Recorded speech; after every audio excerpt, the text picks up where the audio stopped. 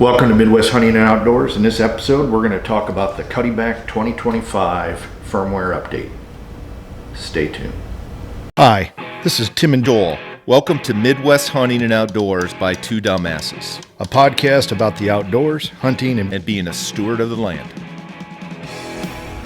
Welcome to Midwest Hunting and Outdoors by Two Dumbasses.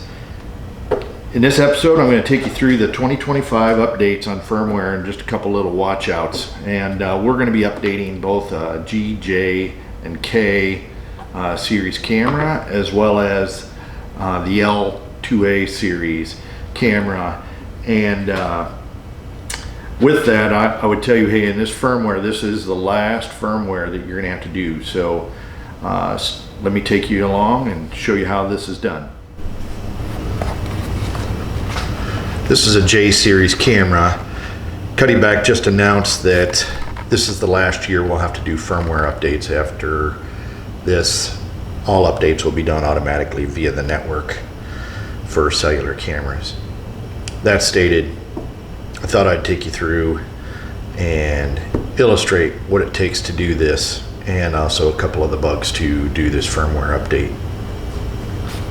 First off, get to commands and then click on the more button and keep clicking until we get to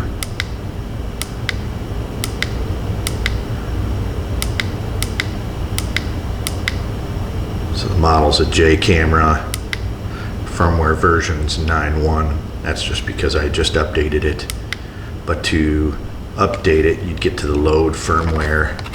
I have an SD card in here already.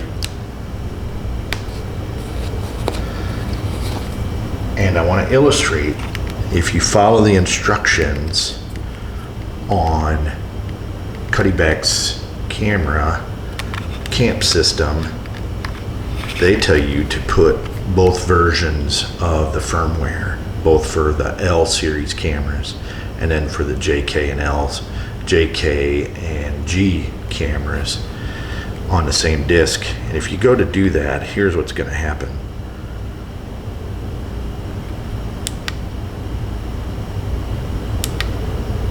It's going to come up and it's going to say check SD card. And if I called the help desk and I tried this several times, you actually have to have the firmware just for the G, J, and K cameras. And when you go to do that,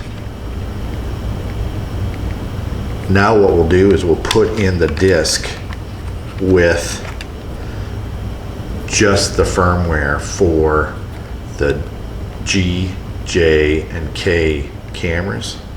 We'll hit load and you see it's just going through and it's working slick.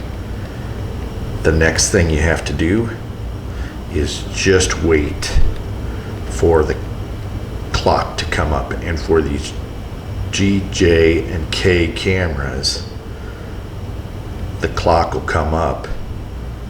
We'll just sit here and wait and you'll see it. And it asks you to press up. If you press up, you're now at clock. It gives you that blinking sign and the firmware is updated. Again, this is just for the G, J, and K series. Then we take this out, put in your fresh SD card, and that camera is ready for deployment. We're now going to update the A series camera from a firmware perspective. Now this one's already been updated, but I wanted to walk you through it just so you can see the differences. I just put in the firmware SD card that I have. We're now going to go into commands. We're going to go push more until we get to device menu. We're going to press up and it tells you what our model number is for our camera. We're going to push more. Again, this has already been updated. We'll keep pushing more until we get load firmware. Press up again, and it's going to go through its cycle.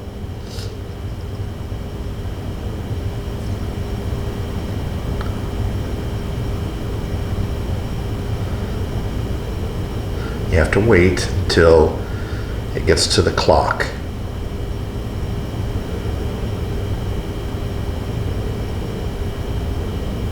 There we are. See the flashing sign? We're now fully loaded. Take that SD card out, put in a fresh one, and this camera is now ready for deployment.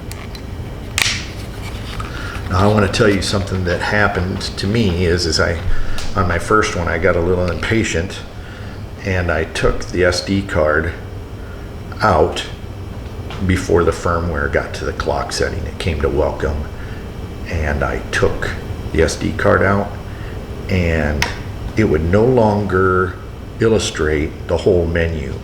If that ever happens to you, press on the more button for about 5 seconds and it will reset the menu system and make sure that you're seeing the full entire menu.